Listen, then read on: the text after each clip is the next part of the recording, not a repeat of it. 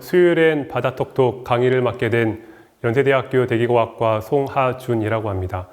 오늘은 북극 해양에 있는 해빙 아래에서 어떤 일이 일어나고 있는지에 대해서 이야기를 할 예정입니다. 먼저 강의에 앞서서 여러분에게 질문을 하나 하고 싶은데요. 다음과 같이 그냥 물이 있고요. 소금물이 있습니다. 두 물의 온도가 같을 때 여기다가 같은 사이즈의 얼음 조각을 넣는다고 한번 생각해 보세요. 그 다음에 어디에서 더 얼음이 빨리 녹을지 한번 생각해 보면 좋겠습니다. 그냥 물에서 빨리 녹을까요? 아니면 소금물에서 빨리 녹을까요? 답은 좀 이따가 다시 말씀을 드릴게요. 오늘 제가 이야기를 하려고 하는 곳은 북극입니다. 북극은 기본적으로 바다로 이루어져 있고요. 북극을 둘러싸고 있는 땅들이 있습니다. 러시아도 있고, 유럽도 있고, 그리고 캐나다, 그리고 미국의 알래스카, 이런 땅들이 북극을 둘러싸고 있습니다. 하지만 인공위성을 통해서 북극을 바라보면 바다가 보이는 게 아니라 다음과 같이 해빙이 보입니다. 해빙은 바다에 떠있는 얼음이라는 뜻이고요. 이렇게 해빙이 바다를 둘러싸고 있습니다. 인공위성에서 해빙을 보기 시작한 것은 1979년부터인데요. 그때 9월은 가장 해빙이 적은 때입니다. 그때 찍었던 사진에서 보는 것처럼 해빙은 상당 부분을 덮고 있었습니다. 하지만 여러분이 아시는 것처럼 북극의 해빙은 점점 줄어들고 있는데요. 해빙은 상당히 중요한 역할을 하고 있습니다. 그림에서 보시는 것처럼 해빙은 하얀색이에요. 왼쪽 아래에 있는 곳이 해빙이고요. 가운데 검은색 띠는 바다입니다. 그리고 그 바깥쪽은 구름이고요. 색깔에서 보는 것처럼 해빙은 하얀색, 바다는 검은색인데요. 하얀색이 햇빛을 잘 반사하기 때문에 햇빛이 바다로 들어오지 못하도록 하는 역할을 하고 있습니다. 하지만 해빙이 녹아서 바다가 이렇게 노출이 되면 햇빛은 바다에 잘 흡수가 되죠. 그러면 어떤 일이 벌어지냐면요. 흡수가 더 많이 된 햇빛이 바다를 더 따뜻하게 만들고, 그리고 바다가 따뜻해지면 해빙이 또 녹게 되겠죠. 이렇게 한번 해빙이 녹기 시작하면 바다의 온도가 올라가고, 그리고 그걸로 인해서 해빙이 더 녹는 그런 사이클이 시작이 됩니다. 그렇게 인공위성에서 해빙의 그 크기를 관측을 해 보았더니 예전부터 지금까지 꾸준히 감소하고 있는 모습을 볼 수가 있었습니다. 왼쪽에 있는 그림이 각 해의 해빙의 사이즈를 보여주고 있는 건데요. 여러분이 보시는 것처럼 많이 감소를 했죠. 그리고 오른쪽에 있는 그림은 각 월별로 해빙의 사이즈를 보여주고 있는 그림인데요. 여기서 여러분이 두 가지를 보면 좋겠어요. 하나는 점선, 하나는 파란색 선이에요. 점선은 2012년 해빙이 가장 작았을 때의 모습이고요. 파란색은 올해 2021년 해빙의 크기를 나타내는 그림입니다. 2012년 가장 적었던 해와 올해의 해빙의 사이즈가 큰 차이가 없지요. 그래서 어쩌면 계속 이런 속도로 나아가다간 올해의 해빙의 사이즈가 굉장히 작아질 것을 예상해 볼 수가 있겠네요. 그래서 이 그림에서 보는 것처럼 1979년도 해빙 사이즈와 그리고 2019년 해빙 사이즈를 비교해 보실래요? 그러면 얼마나 많은 지역이 녹았는지 여러분이 한 번에 아실 수가 있을 겁니다. 근데 오늘은 해빙 이야기보다는 해빙 아래에 있는 이야기를 하고 싶습니다. 그래서 먼저 북극 해빙 아래, 바다 아래 지형이 어떻게 생겼는지 먼저 보여주고 싶어요. 이 그림은 해빙의 아래에 있는 북극의 지형의 깊이를 보여주고 있습니다. 보시는 것처럼 가운데에 로모노소프 해령이라는 약간 산맥 같은 그런 지형이 가로지르고 있고요. 이 그림의 오른쪽은 대서양이고요. 그림의 왼쪽은 태평양이에요. 대서양 쪽은 상당히 많은 부분이 뚫려 있고요. 그리고 태평양은 베링해역 거기만 뚫려 있어요. 네, 이 그림은 아까 본 그림을 확대해서 보고 있는 건데요. 오른쪽 아래가 대서양이에요. 그리고 위쪽이 러시아 쪽이에요. 예전에 노르웨이에 난센이라는 분이 계셨습니다. 난센은 해양을 좋아하고 그리고 탐험을 좋아하는 탐험가였습니다. 난센은 다음과 같이 생겼어요. 그리고 난센이 북극을 한번 가보고 싶다는 생각을 가지게 되었고, 그리고 북극 여행을 위해서 여러 준비를 했습니다. 그 중에 하나가 왼쪽 아래에 있는 배를 만들었어요. 프렘호라는 배를 만들었고요. 이 배를 타고 북극까지 가려는 계획을 세웠습니다. 그런데 아까 보신 것처럼 북극은 얼음으로 둘러싸여 있잖아요. 그래서 배를 가지고 북극까지 가는 게 쉽지 않아요. 그렇지만 그렇다고 걸어서 가기에는 혹은 개 썰매를 타고 가기에는 너무나 먼 곳이었고 너무나 혹독한 환경이었죠. 그래서 어떻게 계획을 세웠냐면 배를 이용해서 가장 북극 가까운 데까지 가고 더 이상 배가 얼음에 갇혀서 움직이지 못할 때 내려서 개 썰매를 타고 가는 그런 계획을 세웠습니다. 그래서 일단 얼음이 어떻게 움직이는지 많이 관찰을 했어요. 왜냐하면 결국에는 배가 얼음에 갇혀서 얼음에 따라서 움직일 거잖아요. 그래서 이 얼음의 움직임을 잘 관찰한 다음에 가장 북극 가운데로 가고 싶어 했어요. 그래서 난센은요, 노르웨이 사람이지만 노르웨이에서 출발하지 않았습니다. 왜냐하면 얼음이 북극으로 가는 방향은 러시아에서 밑으로 내려오는 그런 움직임을 보였거든요. 그래서 러시아까지 갔다가 내려왔습니다. 그런데 난센 이야기는 너무나 할 것이 많아서 오늘 하진 않을 거고요. 여러분이 관심 있으시면 다음 기회에 한번 해드리겠습니다. 그리고 이번에는 약간 다른 쪽으로 가볼게요. 여기는 태평양 쪽인데요. 태평양은 베링해라는 지역을 통해서 연결이 되어 있는데요. 베링해는 그림에서 보는 이 숫자들이 깊이거든요. 그래서 50m 정도밖에 되지 않는 굉장히 얕은 그런 물입니다. 그래서 북극으로는 주로 대서양에서 물이 들어오고요. 태평양에서는 물이 많이 들어올 수가 없습니다. 왜냐하면 너무나 작은 공간을 통과해야 되기 때문에 대체로 물은 대서양에서 들어옵니다. 이 다음 그림은 대서양에 물이 어떻게 들어오는지를 보여주고 있는 그림인데요. 그림은 아까 본 것처럼 오른쪽 아래가 대서양, 그리고 왼쪽이 태평양이에요. 그리고 색깔이 있는데요. 화살표에 색깔이 있는데 색깔은 물의 온도를 의미를 합니다. 그래서 보는 것처럼 대서양에서 들어오는 물은 상대적으로 따뜻하고 태평양에서 들어오는 물은 상대적으로 차가워요. 그리고 대서양이 워낙 넓다 보니까 더 많은 물이 들어오고요. 그리고 이 가운데를 채우게 됩니다. 그런데 이제 그 대서양 물 위에는 또 다른 차가운 물이 있어요. 이 차가운 물은 태평양에서 오는 것뿐만 아니라 다른 강에서부터 많이 내려옵니다. 러시아에 있는 강이라든지 캐나다에 있는 강에서부터 차가운 물들이 계속 공급이 되었어요. 그래서 북극해는 하나의 큰 물 덩어리가 아니라 여러 개의 층으로 나눠져 있는 그런 물이 되었습니다. 이 그림은 따뜻한 물과 차가운 물 중에 무엇이 무거운지를 보여주고 있는 그림이에요. 왼쪽에 있는 그림은 차가운 물, 즉 파란색 물이 밑에 있고 따뜻한 물, 즉 빨간색 물이 위에 있는 그림이고요. 오른쪽에 있는 그림은 반대로 따뜻한 물, 즉 빨간색 물이 밑에 있고 차가운 물, 즉 파란색 물이 위에 있는 그림입니다. 그림에서 보는 것처럼 차가운 물이 밑에 있을 때는 섞이지가 않아요. 그렇지만 오른쪽에 있는 그림은 따뜻한 물이 밑에 있었잖아요. 그때는 바로 이렇게 섞이게 됩니다. 왜 그러냐면 따뜻한 가벼운 물이 위에 올라가고 싶어 하고 차가운 무거운 물이 밑으로 내려오고 싶어 하거든요. 그래서 위치를 바꾸는 거예요. 이렇게 물은 온도에 따라서 무게가 결정이 되고요. 그래서 차가운 물이 보통 밑으로 내려가고 싶어 합니다. 하지만 여기에 소금이 있으면 이야기가 달라져요. 다음 그림을 한번 보도록 할게요. 아까 처음에 제가 문제를 드렸죠. 물이 있습니다. 하나는 그냥 물, 하나는 소금물이에요. 거기에 얼음을 넣었는데 어디서 더 빨리 녹을지 제가 물어봤었습니다. 한번 어디서 빨리 녹는지 한번 볼까요? 마찬가지로 왼쪽은 그냥 물, 그리고 오른쪽은 소금물입니다. 그리고 이 속도가 좀 천천히 녹기 때문에 속도를 빨리 돌려서 보게 되면 그냥 물에서 더 얼음이 빨리 녹는 것을 볼 수가 있어요. 오히려 소금물에서는 얼음이 위에 계속 떠 있는 것을 볼 수가 있습니다. 다음 그림에서는요, 얼음이 녹을 때 이 얼음에서 나온 물이 어디로 가는지를 보여주는 거예요. 먼저 얼음에 파란색을 입혔어요. 그래서 파란색 물을 따라가면 이게 얼음에서 나온 물이라고 생각을 하면 됩니다. 먼저 그냥 물에다가 얼음을 넣었을 때는요, 얼음에서 나오는 차가운 물이 밑에 가라앉아요. 그리고 밑에 있는 따뜻한 물이, 상대적으로 얼음보다 따뜻한 물이 위로 올라옵니다. 그래서 결국에는 이 따뜻한 물이 얼음을 녹이게 되죠. 하지만 소금물은 좀 이야기가 달라요. 여기서 보는 것처럼 파란색 물은 밑으로 가라앉지 않고 계속 위에 떠 있습니다.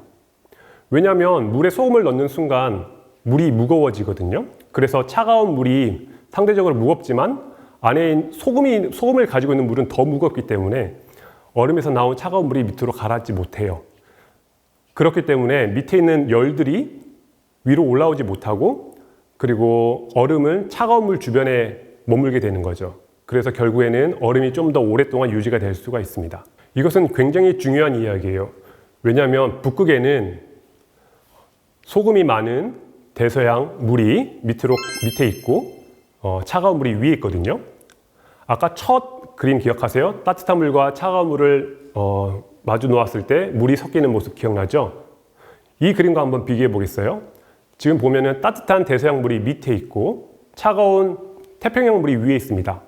만약에 온도가 물의 무게를 조정을 하면은 따뜻한 대서양 물이 위로 올라오겠죠. 차가운 물은 밑으로 내려가고요. 그러면 따뜻한 대서양 물은 해빙과 만나게 되고 해빙은 결국 녹게 되겠죠. 왜냐하면 대서양의 물은 얼음량보다 높거든요. 하지만 아까 말한 것처럼 바다 안에 소금기가 있으면 이야기가 달라져요. 다행히도 대서양에서 오는 물은 따뜻하지만 소금기를 많이 가지고 있습니다. 그래서 비록 따뜻한 물이지만 무거운 물이 되었어요. 그래서 물이 무거워져서 밑으로 가라앉게 되었죠. 따뜻한 물이 밑에 가라앉아 있기 때문에 해빙은 이 따뜻한 물과 만날 일이 별로 없습니다. 대신 차가운 물이 위에 가득 채우고 있기 때문에 얼음이 상대적으로 천천히 녹게 되겠죠. 이게 지금 북극의 모습이에요. 이것은 좀 더 과학적인 그림인데요. 왼쪽 아래에 있는 그림이 온도고요. 깊이에 따라서 보여주는 온도고요. 오른쪽 아래에 있는 것은 염분도예요. 얼마나 많은 소금이 물에 있는지를 보여주는 그림이에요. 그리고 선마다 색깔이 있잖아요. 빨간색 계열은 대서양에서 오는 물이고요. 파란색 계열은 태평양에서 오는 물이에요. 깊이를 한번 볼까요? 한 200m 정도 깊이를 한번 보면 대서양에서 오는 물은 한 2도 정도에 가까운 온도를 가지고 있고요. 태평양에서 오는 물은 거의 마이너스 1도 정도의 온도를 가지고 있습니다. 그래서 이렇게 대서양에서 따뜻한 물이 오고 있습니다. 그리고 중간에 있는 녹색, 파란색은 대서양에서부터 이렇게 북극으로 들어오는 길목에서 측정한 온도예요. 그래서 점점 차가워지는 것을 볼 수가 있죠. 그리고 염분도를 한번 볼까요? 염분도는 대서양에서 가장 높아요. 빨간색이 가장 오른쪽에 있는데 오른쪽에 있다는 얘기는 안에 소금기가 많다는 얘기고 왼쪽에 있다는 얘기는 소금기가 적다는 얘기예요. 그래서 소금기가 많은 대서양물이 들어오면서 점점 소금기를 잃어가면서 그리고 또 소금기가 없는 물과 섞이면서 염분도가 점점 내려갑니다. 그리고 위쪽에 있는 그림을 보면 북극 해를 여러 개의 층으로 나눌 수가 있는 그 그림을 볼 수가 있는데요. 중간에 있는 하늘색 물이 대서양의 물이고요. 왼쪽 위에 있는 물은 태평양에서 오는 물이에요.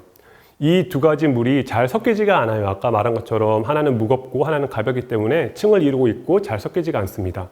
이 그림에서 보는 것처럼 대서양에서 들어오는 물은 기본적으로 따뜻하지만 소금기를 많이 가지고 있어요. 그리고 태평양이나 대륙에서 녹아온 물은 소금기가 적은 굉장히 차가운 물입니다.